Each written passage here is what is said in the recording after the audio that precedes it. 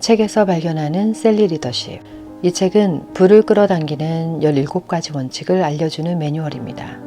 저자 하브 에커는 무일푼에서 불과 2년 만에 백만장자가 된 전 세계인의 부의 멘토로서 돈과 무의식, 부를 이루는 심리적인 과정을 발견해서 부자가 되기 위해 가져야 할 마인드와 행동 지침을 알려주고 있습니다. 생각이 미래의 부를 결정한다는 말에서 저자는 생각의 중요성에 대해 말하고 있는데요. 내가 과거의 돈에 대해 어떤 말을 듣고 보고 자랐느냐에 따라 현재의 재정 상태가 결정됐다고 합니다. 이는 셀리 리더십과도 함께하는 맥락이기도 합니다.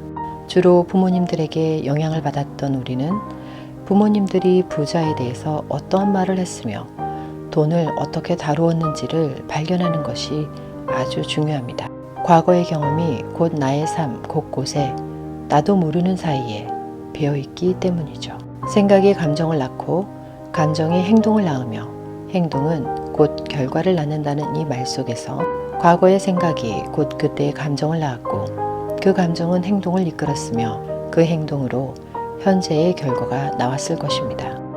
어떠한 생각을 가지고 있느냐에 따라 뿌린 대로 거두듯이 결과를 거두는 원리인 것이죠. 그렇다면 그 생각은 과연 어디에서 나온 것일까요? 왜 옆에 있는 사람의 생각과 다를까요? 우리의 생각은 각자가 과거에 보고 듣고 경험한 경험 창고에서 나옵니다. 그것이 프로그래밍 되어 무의식에 자리를 잡게 되죠.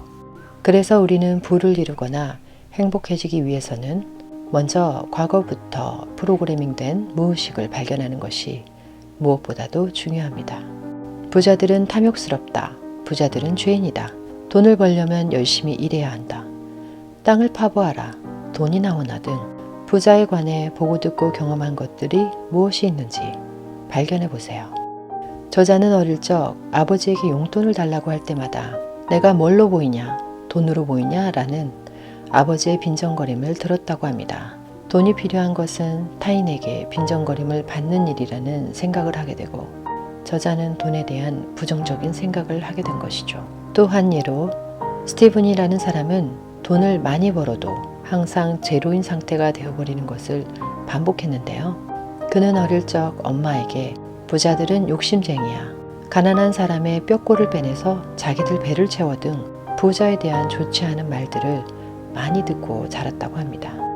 어린 스티븐은 엄마를 사랑했고 엄마가 싫어하는 사람이 되고 싶지 않아서 그 말에 동의했고 선택했던 것입니다. 그 당시에 말이죠. 그 선택은 무의식의 자리를 잡았고 그래서 스티븐이 부자가 되지 않을 정당한 이유를 가지고 있었던 것입니다. 과연 어릴 적에 했던 그 선택이 진실일까요? 우리는 알게 모르게 부모로부터 듣고 보고 경험한 것들을 습득하게 됩니다. 어린아이들에게 부모의 사랑은 절대적이기에 부모에게 인정받고 사랑받기 위해 대부분 부모가 원하는 모습으로 선택을 합니다. 그 시절엔 부모에게 인정받고 사랑받았겠지만 과연 지금의 그 모습이 자신의 진정한 모습일까요? 백만장자의 부의 시크릿에서는 부자가 되기 위한 어떠한 행동을 하기 이전에 자신도 모르고 있었던 돈에 대한 생각, 즉 부에 관해 잠재되어 있던 자신의 생각들을 발견하는 것입니다. 그리고 나서 자신이 원하는 부의 청사진을 마음껏 그려보는 것입니다. 백만장자가 되기 위한 시크릿 17가지를 함께 배워봄으로써 셀리랑 머피랑 구독자 여러분도 자신을 발견하고 부도 마음껏 이루시기 바랍니다. 모든 것이 가능한 자기다운 변화의 시작 셀리 리더십. 셀리랑 머피랑에서 함께 하겠습니다.